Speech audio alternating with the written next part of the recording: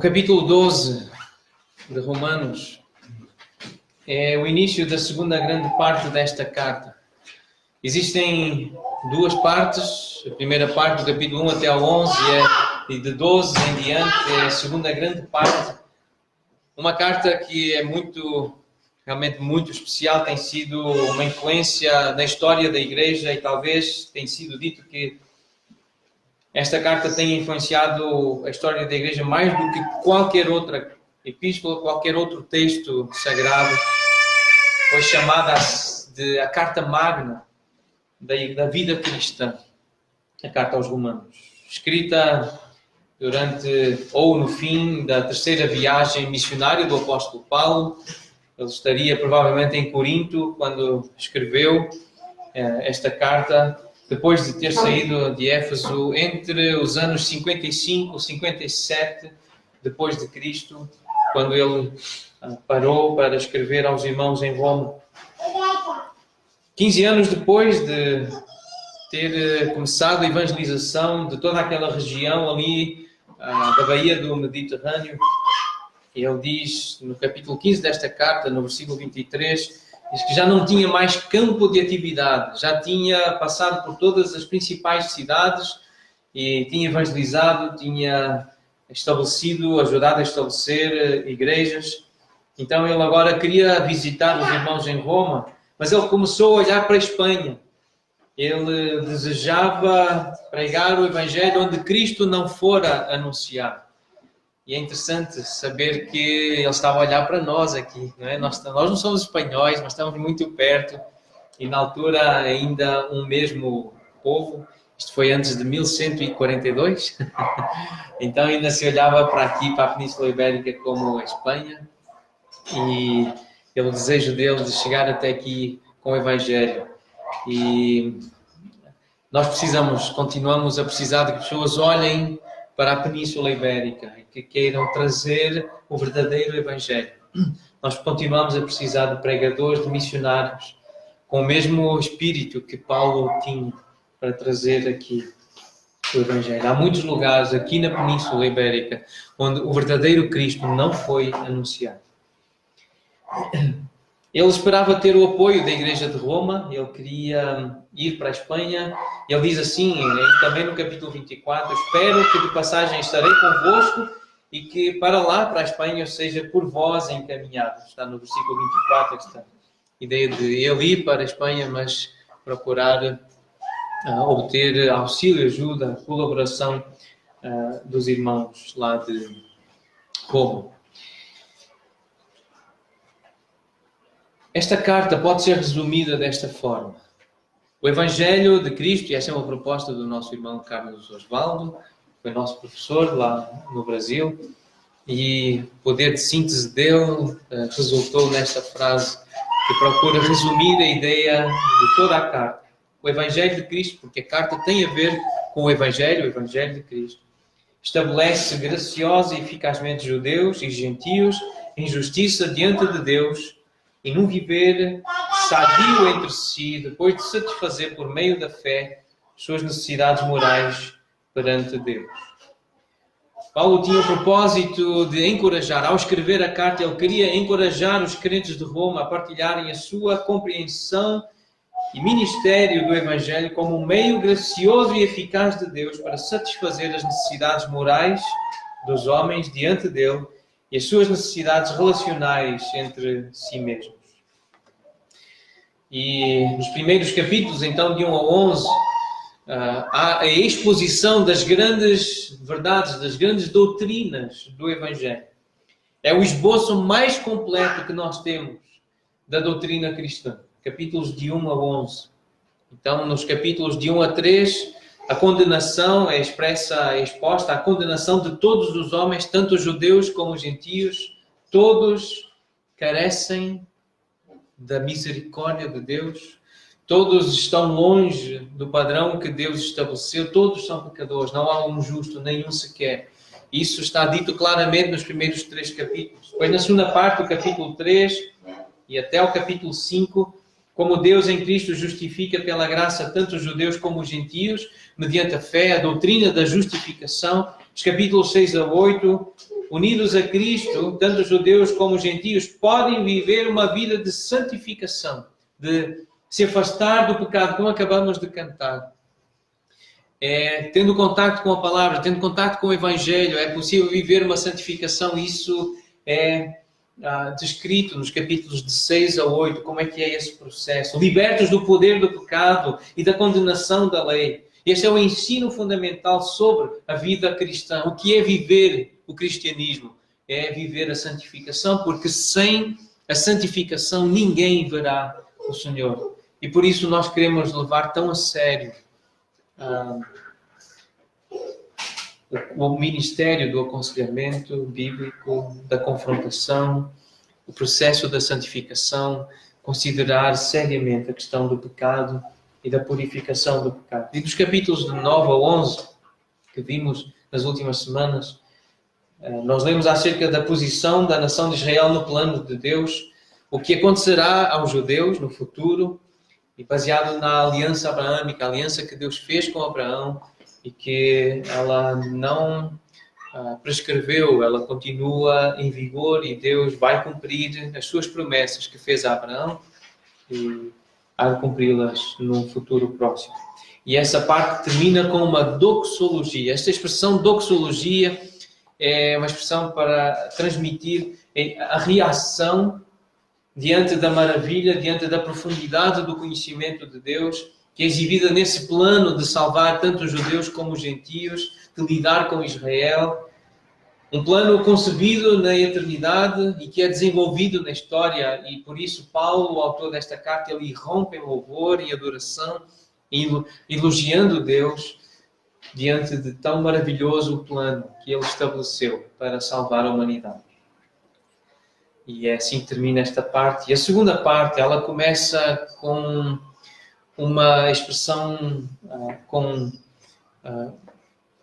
um pedido, com uma súplica, rogo-vos. Mas logo a seguir a esse rogo-vos tem uma pequena palavra grega, que na nossa versão, na que acabamos de ler, ela é traduzida por pois. Rogo-vos, pois. E este pois é muito importante. Este pois significa então. O então é uma ligação com o que tudo, com tudo o que foi dito atrás. Pode ser traduzida, esta expressão grega no Novo Testamento, ela é traduzida com as seguintes expressões: por esta razão. Ou seja, eu já disse tudo isto, estes primeiros 11 capítulos, por este motivo, consequentemente, conforme o que eu disse atrás, sendo assim, uma vez que é assim, e a mais comum é portanto.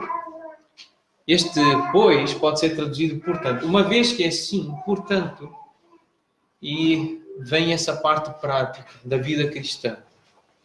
A partir daqui, à luz de tudo o que foi exposto, até ao final da carta, Paulo apresenta o que aquilo, os capítulos de 1 a 11, implica. Aquilo implica na prática.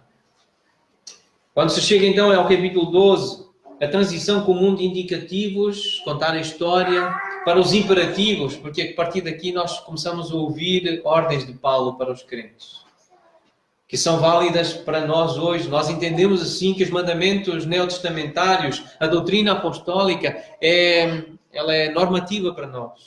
É uma norma, é regra para nós cumprirmos. Vem do nosso Rei, Jesus Cristo, por meio dos seus discípulos, dos seus apóstolos, a quem Ele inspirou para nos deixar o caminho, os mandamentos para nós obedecermos.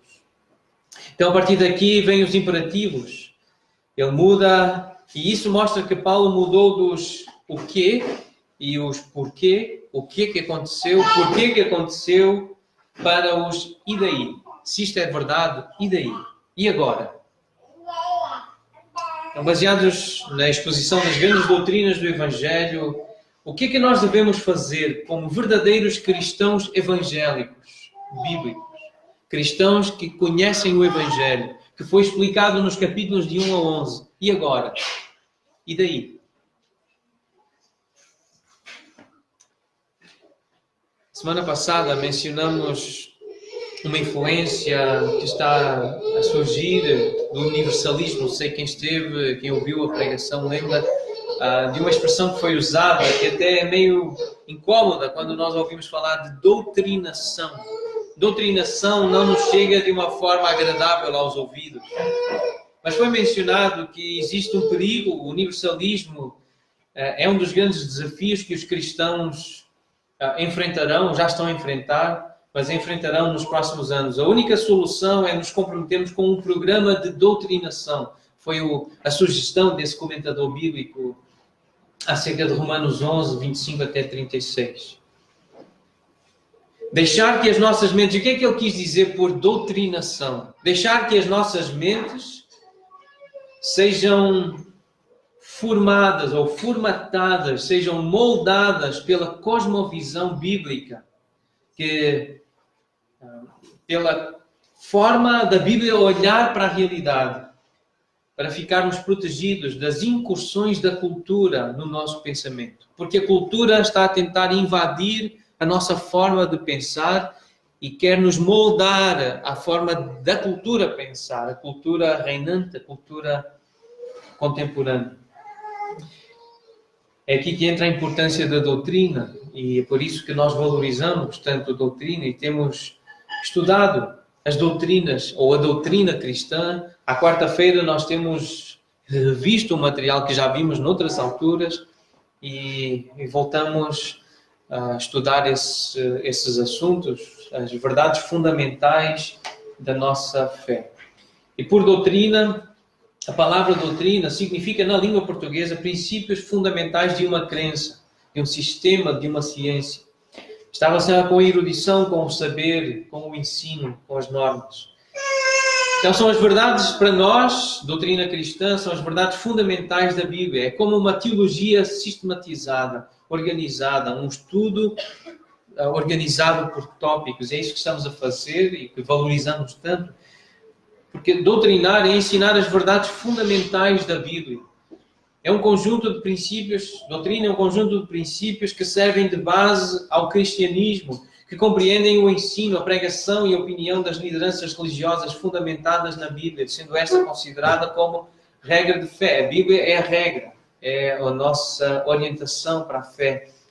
É preceito de comportamento e norma de conduta social, referente a Deus, a Jesus, ao Espírito Santo, à salvação e a todos os outros assuntos que nós encontramos na Bíblia. A Bíblia é que determina a forma, deve determinar a forma de nós pensarmos e de concluirmos. Portanto, no Novo Testamento nós temos alguns textos que usam esta palavra, doutrina, ou ensino, então aí as referências, em que ela é traduzida assim dessa forma, a instrução, e aquilo que acontecia nas assembleias dos cristãos, fazer uso do discurso como um meio de ensinar, conversar com outros a fim de os instruir, pronunciar discursos didáticos, desempenhar o ofício de professor, conduzir-se a dar instrução, a explicar ou a expor algo a alguém. Isso pode ser feito num ambiente como este, mais formal, mais organizado, mais concentrado, mas também pode acontecer de forma mais informal, mais relaxada, mais à vontade, como tentamos fazer algumas vezes com as tertúlias bíblicas, conversas 1 a 1, mas há sempre a oportunidade de trazer ensino bíblico. Esse é o objetivo que nós temos. Esse ensino, essa instrução, os preceitos que vêm da palavra. No Novo Testamento, o professor, o mestre, é alguém que ensina a respeito das coisas de Deus e dos deveres do homem, como os mestres da religião judaica, no caso João Batista, e chamavam rabino a Jesus.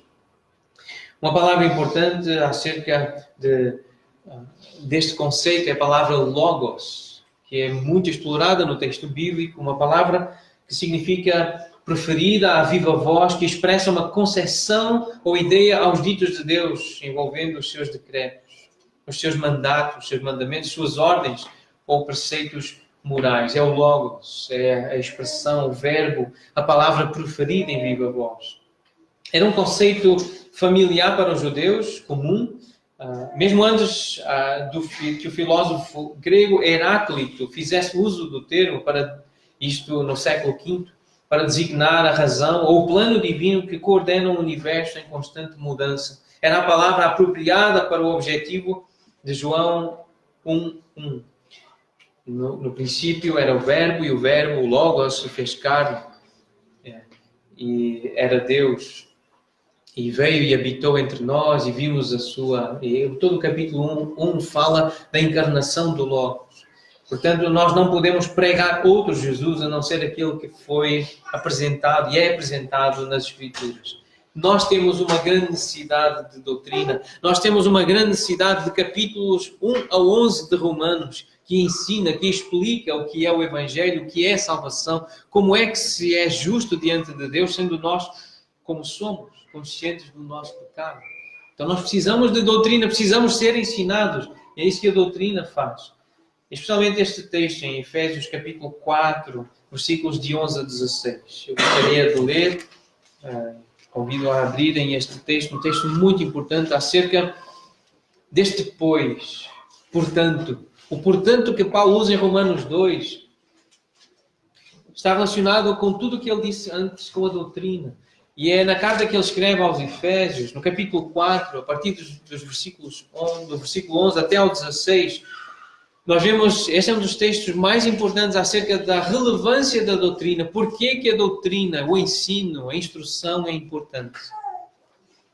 Versículo 11 diz, Ele mesmo, o Senhor, concedeu uns para apóstolos, outros para profetas, outros para evangelistas e outros para pastores e mestres, com vistas ao aperfeiçoamento dos santos, para o desempenho do seu serviço, para a edificação do corpo de Cristo, até que todos cheguemos à unidade da fé e do pleno conhecimento do Filho de Deus, à perfeita varonilidade, à medida da estatura da plenitude de Cristo, para que não mais sejamos como meninos, agitados de um lado para o outro e levados ao redor de todo o vento de doutrina, pela artimanha dos homens, pela astúcia com que induzem ao erro. Mas, seguindo a verdade em amor, cresçamos em tudo naquele que é a cabeça, Cristo, de quem todo o corpo, bem ajustado e consolidado, pelo auxílio de toda a junta, segundo a justa cooperação de cada parte, efetua o seu próprio aumento para a edificação de si mesmo em amor. Portanto, a verdade precisa, esta verdade clara que nos segura. Todas as pessoas têm uma teologia, uma forma de considerar Deus, e os seus atos demonstram as suas crenças. O nosso comportamento mostra o Deus que nós realmente acreditamos, em quem acreditamos.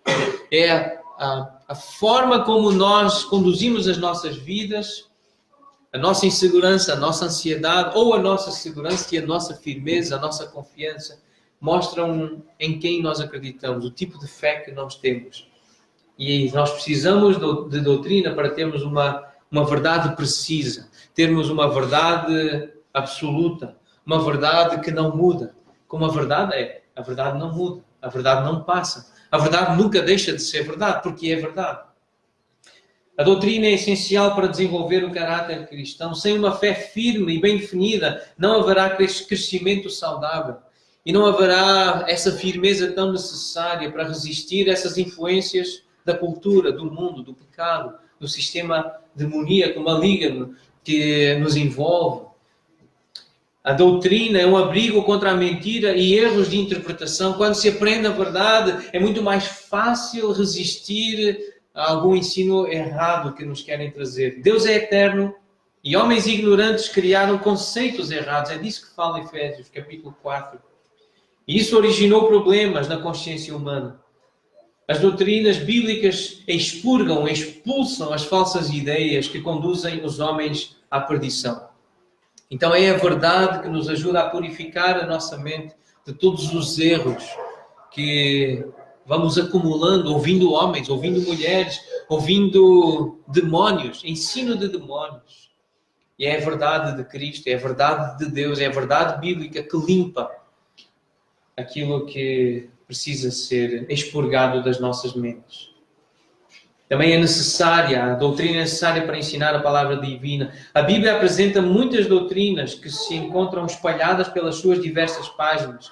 E é necessário relacionar os diversos temas e organizá-los de maneira a facilitar o seu estudo. É isso que temos feito à quarta-feira, é isso que fazemos às vezes ao sábado, quando tratamos alguns assuntos e também nestes momentos da exposição bíblica, relacionar os textos para poder entender, chegar à verdade. Ainda acerca da importância da doutrina e o aconselhamento bíblico, é isto de nos ajudarmos uns aos outros, nos aconselharmos mutuamente. Uma citação deste livro que os homens já leram, Homens Aconselhando Homens. O autor diz que, como conselheiros cristãos, cada um de nós, como conselheiro cristão, é importante usar uma boa tradução da Bíblia, cujo foco é a precisão em vez da legibilidade, de ser contemporâneo. Então, há diferenças nas versões que nós usamos. Para entendermos bem a verdade, nós temos que escolher boas versões. A melhor que nós temos em português é Almeida Corrigida Fiel, mas existem outras igualmente boas, mas sem dúvida que ler em grego e ler em hebraico, ter capacidade, recursos para podermos chegar aos originais, existem ferramentas que trazem um estudo analítico do texto original. Nós temos algumas dessas aqui, mas ler revista corrigida fiel, revista e atualizada, há problemas em todas elas, mas são as mais precisas. Aquelas que tentam adaptar para o português comum, como a Bíblia para Todos, nova tradução na linguagem de hoje, a mensagem, são arriscadas. Essas versões são pouco claras em algumas verdades. Então nós temos sempre que comparar com as melhores versões que temos em português, em inglês, King James, New King James, que é uma das mais fiáveis, mais precisas, mas usar ferramentas que nos levam para o original grego e hebraico e algumas porções em aramaico. Outra coisa importante acerca do aconselhamento e da relação com a doutrina, identificar a intenção do autor do texto, o que irá ajudar a superar as predileções erradas e as tendências teológicas que escondem o verdadeiro significado. Então, às vezes a tendência de uma pessoa esconde o verdadeiro significado da passagem, ela está a impor ao texto um sentido que o texto não tem, por causa dos preconceitos que a pessoa tem. É um risco que se corre quando nós ouvimos muita gente e não ouvimos a Bíblia, não oramos pedindo a Deus discernimento e quando não dependemos do Espírito Santo para entender a verdade bíblica. Precisamos identificar a intenção do autor. Outro conselho importante: estudar cuidadosamente o aconselhado, a pessoa que estamos a aconselhar, o seu comportamento sintomático, para que possa determinar corretamente os motivos ocultos e desejos do coração que estão a causar os sintomas. Ao determinar esses motivos e desejos do coração, poderá chamar o seu aconselhado ao arrependimento. Portanto, além de estudar a Bíblia, é preciso também estudar o aconselhado. Faltou uma outra, antes de falar do aconselhado, então, falar do estudo cuidadoso do contexto histórico-cultural, incluindo o autor e o público-alvo originais. O estilo literário do texto, se é poesia, se é um texto narrativo, se é evangelho, se é uma carta, que tipo de texto? São pormenores que se tornam coisas fundamentais ao lidarmos com um livro. É absolutamente essencial que incentivemos os nossos filhos à leitura. Eles precisam ler, porque Deus decidiu revelar-se a nós de uma forma especial por meio de um livro. E nós temos que valorizar a leitura e as regras de interpretação, como esta aqui. Isto tem a ver com as regras de hermenêutica. Então, além de estudar o livro, de estudar as palavras, o contexto, estudar a pessoa, conhecer a pessoa, fazer perguntas à pessoa. Tudo isto é doutrina, tudo isto é conhecimento, tudo isto é instrução, tudo isto faz parte da vida da igreja. Tudo isto faz parte daquele pois, do portanto. Uma vez que é assim, uma vez que sabemos o que sabemos, que estudamos o que estudamos, então, agora, portanto, consequentemente, ser bíblico não significa meramente citar palavras contidas na Bíblia. Ser verdadeiramente bíblico significa que o meu conselho deve refletir aquilo acerca do que a Bíblia toda diz respeito. Então não é só citar um versículo, uma palavra da Bíblia e achar que assim estamos a ser bíblicos. Nós precisamos conhecer toda a Bíblia. A importância de ler toda a Bíblia. De ter um plano que nos ajude a ler toda a Bíblia. E a ler com atenção. E para sermos verdadeiramente bíblicos, ao aconselharmos, nós temos que refletir uma posição que toda a Bíblia sustenta. Não apenas um versículo fora, muitas vezes, do seu contexto. Outra frase importante é esta que nós sabemos, não é fácil ler a Bíblia sempre. Há dias em que estamos mais cansados, há dias em que nos falta aquela disciplina em que nós nos sentimos desanimados. Não é fácil orar, porque a carne odeia isso. A carne prefere ver um bom filme, um bom jogo, uma boa novela, uma boa conversa, uma boa refeição. Eis que a carne prefere a cama, o sofá, brincadeira. Então nós precisamos entender que todos nós temos que lutar contra a apatia. Todos nós precisamos lutar contra a preguiça espiritual, disse este irmão. Porém, são aqueles que lutam contra isto que prevalecem e progridem em santidade. Isto é muito, muito importante. Nós não nos santificaremos, nós não cresceremos em conformidade com Cristo fazendo nada. Se nós não fizermos nada, se fizermos nada, esta é uma das dificuldades do nosso português. Se nós fizermos nada, se nada fizermos, nós não podemos esperar crescer. Não podemos esperar nos santificar. Então, estes são alguns dos homens que nos têm influenciado, que vemos evidências nos seus escritos, nas suas vidas. Paul Tripp, Paul Washer, são homens que Deus tem usado para ensinar a igreja nestas áreas da firmeza, da doutrina, de aplicar a verdade bíblica ao dia a dia. Portanto, como é que nós podemos aplicar estas coisas, tornando isto prático para as nossas vidas? Temos aqui um lembrete, temos esta expressão, este depois de Paulo, nesta carta, para nos levar a refletir em tudo o que ele disse antes. Ele falou de doutrina, coisas que ele expôs, que ele ensinou, ele argumentou, ele partilhou, ele expôs. E nós precisamos de ler. Nós precisamos meditar nessas coisas, estudar e memorizar. Então a pergunta é: todos nós aqui temos um plano de leitura? Todos nós estamos a ler a Bíblia toda, porque se não estamos, nós não estamos a conhecer o que Deus quer para nós. A Bíblia contém tudo o que Deus quer que saibamos, acerca dele, acerca de nós, acerca do futuro.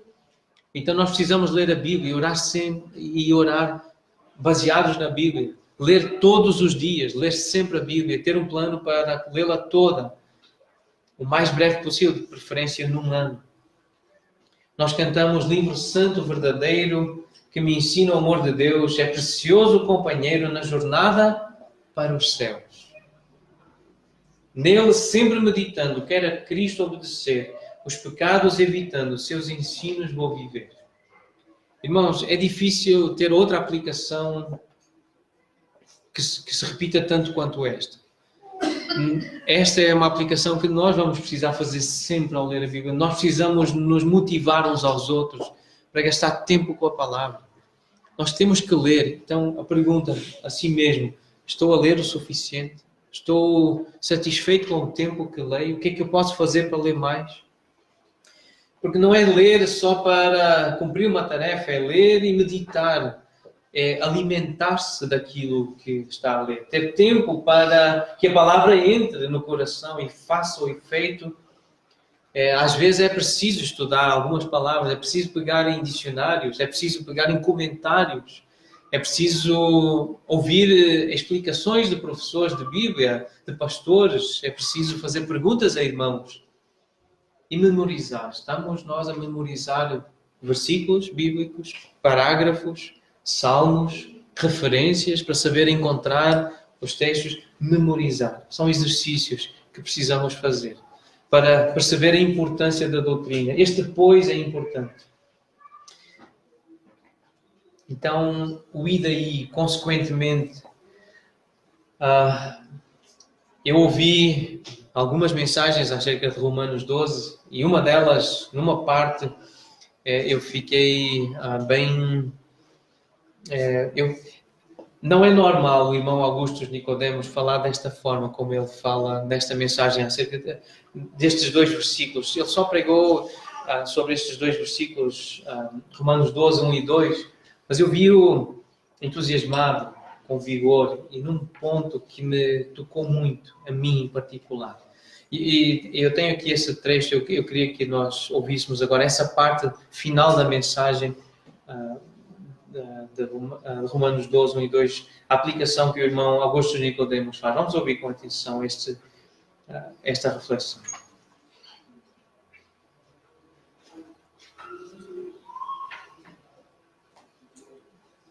Deixa eu partir agora para algumas conclusões que nós podemos tirar, algumas aplicações que nós podemos tirar aqui. Tem muita coisa que pode ser aplicada. Eu penso, em primeiro lugar, que essa passagem ela é um bom corretivo para aqueles irmãos que são muito entusiasmados com a boa doutrina, mas esquecem coisas. Tem muita gente que ama a boa doutrina, e a nossa doutrina é boa. A nossa teologia reformada é maravilhosa, a melhor teologia que tem. E tem muita gente que é extremamente dedicada à boa teologia, zelar pela exatidão teológica, zelar para que essa boa teologia seja preservada, e não está errado. O problema é quando esquece o pois dedicação a uma boa teologia, preservação da boa teologia, que não desemboca em oferecer a mim mesmo a Deus como sacrifício, culto racional e transformação diária, não vale nada. Nada. A teologia só tem valor se ela muda a minha vida. Se muda minha maneira de ser, minha maneira de reagir, minha maneira de andar, de caminhar, a maneira como eu trato as pessoas. Amar a teologia por amar a teologia não vale absolutamente nada. O pois nos ensina isso.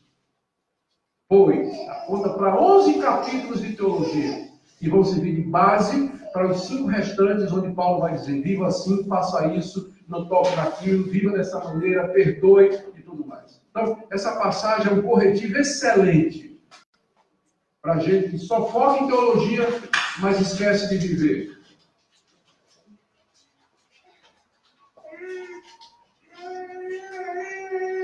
Engolir em seco. Quando se chega ao capítulo 12, nós somos questionados, e daí? Tu acreditas nisto tudo, entendeste isto tudo, e daí? O que é que fazes? Aí vêm os mandamentos. Como é que tu mostras que realmente acreditas em tudo isto, que acreditas no Evangelho? A sua tentativa de motivar os romanos a participar do seu ministério, Paulo agora confronta os seus leitores com a forma pela qual o Evangelho irá suprir as necessidades relacionais do homem, uma vez que aceitou o Evangelho. Trata aqui da prática da justiça de Deus, como um servo dentro do corpo, como um cidadão no seu país, no capítulo 13, e um irmão na comunidade cristã, capítulos 14 e 15. Então a ideia principal que transita para toda a secção parece ser a de uma paz e unidade para a igreja em todos os seus relacionamentos, tanto internos quanto externos. Paulo começa com o compromisso individual com Deus, muda para o compromisso mútuo com o corpo por meio dos dons, no capítulo 12, a partir do versículo 3. E depois, a partir do versículo 9, esse compromisso que é demonstrado por meio dos atos de amor. Mas estes 2 primeiros versículos de Romanos 12 talvez sejam os 2 versículos com mais conteúdo em toda a carta. Eu estive à procura e a ouvir outros irmãos a pregar sobre este capítulo. Só sobre estes 2 versículos, John MacArthur prega 3 sermões da sua igreja. John Piper, 6 seguidos, mas na verdade já pregou no site Desiring God, encontrei 10 sermões baseados em Romanos 12, 1 e 2. Martin Lloyd-Jones pregou 9 sermões nestes 2 versículos. Há muito para dizer acerca de Romanos 12, 1 e 2. Algumas coisas que nós podemos dizer sobre estes versículos. O Evangelho de Cristo estabelece graciosa e eficazmente os judeus e gentios num viver sadio entre si pela prática da justiça. Portanto, o crente justificado, que entendeu o Evangelho, que crê no Evangelho, precisa praticar a justiça como um servo do corpo de Cristo. Não pode ficar só na mente, não pode só dizer eu creio, mas ele precisa praticar. O registro essencial para a prática da justiça pelos crentes é a consagração da vida ao Senhor. Esta ideia do culto, da adoração, da entrega ao Senhor. Deve-se apresentar como um sacrifício. Nas próximas semanas, se Deus permitir, nós vamos procurar aprofundar estas expressões, o que isto significa, sacrifício vivo. Devem evitar contaminar-se e devem mudar por meio de uma renovação da mente. Assim perceberão a vontade de Deus para a sua vida, é quando passam por este processo. Mas há uma outra expressão neste capítulo, e é a primeira expressão, rogo-vos. Esta expressão, que está aí traduzida parakaleo, é conhecida, esta expressão paráclito, ou paracletos. É uma expressão que até já chegou à nossa língua, e o que ela significa é esse chamamento, é chamar para estar ao lado, para ficar ao lado. É esse o uso desta palavra no Novo Testamento, é convocar alguém, tem este sentido de se dirigir a alguém, falar com alguém, recorrer, apelar. Isso pode ser feito por meio de uma exortação, uma repreensão, uma solicitação, um pedido para confortar, para instruir, para admoestar. Mas esta ideia também aparece muitas vezes de rogar, de pedir, implorar, até a ideia de mendigar. É claro que Paulo não está aqui como um mendigo, mas ele está a suplicar, ele está a pedir, ele está a dizer, isto é tão importante, prestem atenção, eu rogo-vos. Ele quer instruir, ele quer ensinar, então ele usa esta expressão forte, eu rogo-vos. Porque há algo que ele pretende transmitir a estes irmãos e que eles vivam. Essa paz, essa unidade para a igreja em todos os seus relacionamentos, tanto internos quanto externos. Nós queremos experimentar essa paz, precisamos experimentar essa paz. E neste livro que as irmãs já leram, o irmão Lu Priolo, no capítulo sobre as reações não bíblicas, capítulo 10, as reações não bíblicas ao conflito, ele diz assim, há momentos em que precisamos iniciar uma conversa confrontadora com alguém, rogar a alguém, usar esta expressão que é sinônima no Novo Testamento de notético, na língua portuguesa, de confrontar alguém. Às vezes é preciso falar com alguém, rogar, suplicar, confrontar, chamar a atenção. É claro que a escolha do momento é importante para ter essa conversa com a pessoa, mas algumas perguntas que precisamos fazer a nós mesmos para nos ajudar a ficarmos seguros que o momento é certo para a conversa. Há conversas difíceis que precisam acontecer estes dias. Se não há, anotem e prestem atenção para que quando houver conversas difíceis, sigam este roteiro de perguntas para fazer a si mesmo. Será que eu passei tempo suficiente a orar sobre o assunto? Passei tempo suficiente a refletir a respeito dos meus argumentos e das minhas palavras? Quando terei a atenção total da pessoa com quem eu quero falar? Seria melhor marcar um encontro para estarmos separados, estarmos num lugar apropriado? Será que eu passei tempo suficiente a refletir a respeito de possíveis resoluções para o conflito? Como é que eu posso sugerir que o nosso conflito ficará bem resolvido? Isto é preparar um confronto, preparar uma conversa importante. estas perguntas preciso fazer a mim mesmo para me preparar, para rogar a alguém uma coisa importante, para confrontar alguém, consolar alguém, ensinar alguma coisa a alguém, mostrar a verdade a alguém. Eu preciso de me preparar. E preparar fazendo boas perguntas. Eu sei que já partilhei isto com os irmãos, mais do que uma vez até, mas a repetição também sei que é fundamental para a doutrina, para a didática, para o ensino. Então, mais uma vez, sobre aquela necessidade que nós temos de estudar cuidadosamente os nossos irmãos, os nossos aconselhados. E então nós precisamos de fazer boas perguntas para estudar esses nossos irmãos, para perceber os motivos ocultos e os desejos do coração que estão a causar os problemas. Porque nós temos a tendência de manter relacionamentos.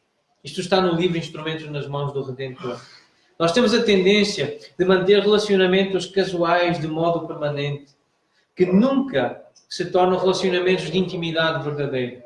E como igreja, o que estamos a celebrar hoje, a lembrar hoje, nós queremos ter intimidade verdadeira uns com os outros, com o Dário e ele conosco, e nós uns com os outros. Então, os melhores relacionamentos são construídos no alicerce da confiança mútua e do falar a verdade um para o outro. Talvez a razão mais simples para a nossa falta de sinceridade autorreveladora é o facto de ninguém fazer perguntas. O ritmo típico da nossa vida mitiga-nos com relação, ou atrapalha a nossa relação para que ela vá mais abaixo da superfície. A nossa vida ocupada parece intromissão, ou na nossa vida ocupada parece uma intromissão, parece descabido fazer perguntas que não podem ser respondidas sem uma autorrevelação. O ministério pessoal é um ministério cuidadoso de Cristo e da sua palavra para com as lutas do coração que foram reveladas por meio das boas perguntas de um amigo comprometido. Não se pode ministrar bem a alguém que não se conhece. É preciso conhecer bem os nossos irmãos, conhecer bem os problemas que estão a enfrentar para os servirmos bem. Jesus entende quão difíceis e complicados são os nossos relacionamentos. Ele entende traição, ele entende rejeição, dor física e solidão. Jesus sabe o que significa ser humano. Ele conhece-nos.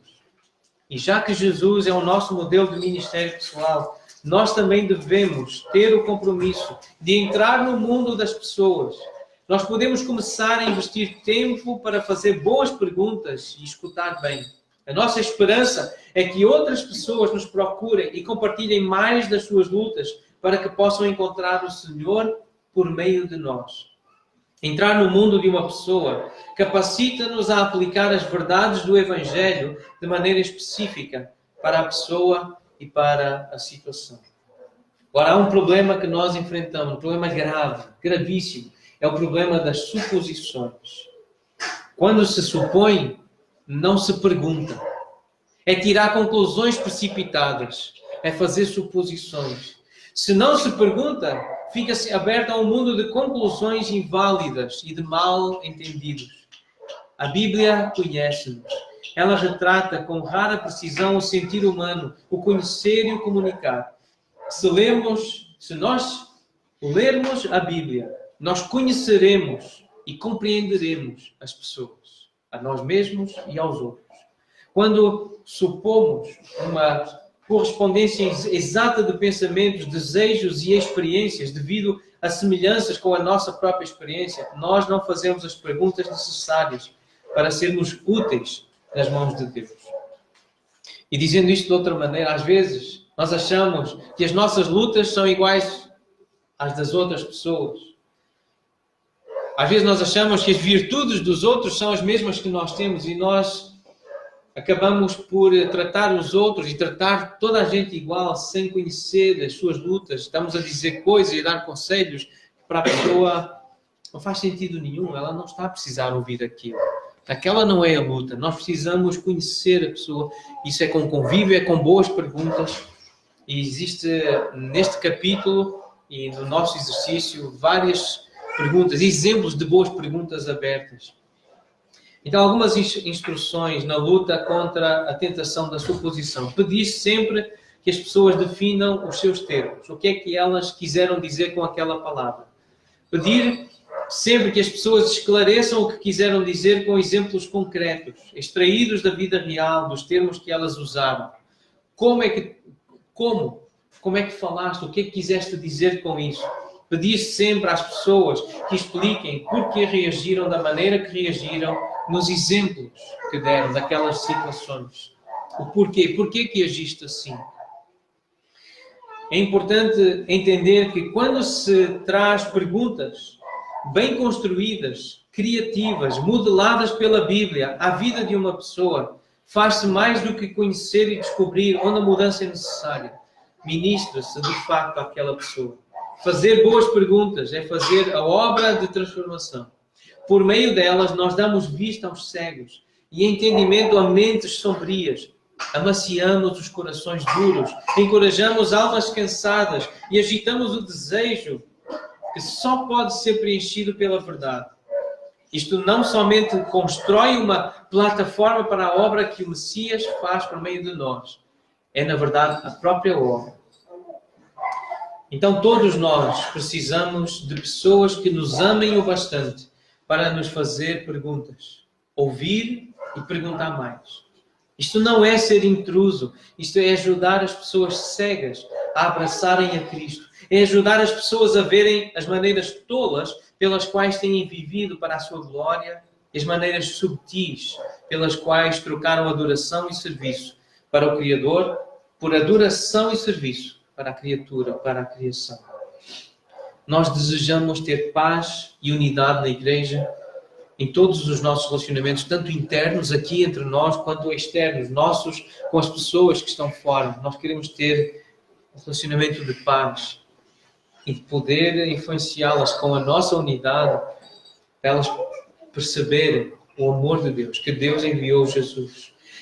É por isto que Paulo roga, é por isso que Paulo fala, ele quer chamar os irmãos, ele diz, prestem atenção ao que eu vos vou dizer, eu rogo-vos, irmãos, eu suplico, eu peço a vossa atenção. E às vezes, então, nós precisamos chegar perto das pessoas para fazer perguntas. Esta é a forma de aplicar esta segunda palavra, este sentido do rogo-vos, este interesse pelas pessoas, em ajudar pessoas, este interesse que demonstra compaixão e verdadeira misericórdia, porque as pessoas precisam ser instruídas, elas precisam ser admoestadas, precisam ser chamadas à atenção.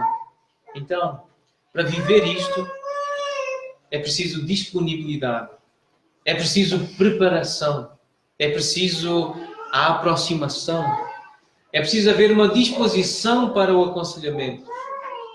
Temos que dar passos, temos que estar disponíveis, temos que estudar, temos que nos preparar, estudar as pessoas, estudar, pensar, preparar as conversas. Nós precisamos dar passos assim. E depois na entrega das verdades precisamos demonstrar essa disposição.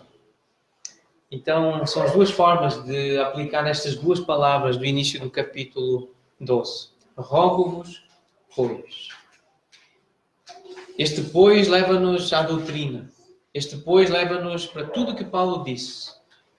E nós precisamos ter um compromisso com a leitura, com a meditação, com o estudo, com a memorização das Escrituras.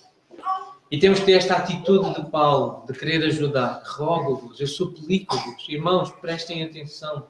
Marido, esposa, filho, presta atenção. É mostrar esta disponibilidade, esta preparação, aproximação e disposição para aconselhar mutuamente uns aos outros.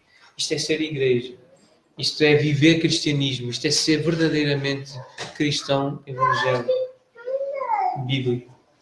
Isto é ser como Jesus. É isto que nós desejamos ser.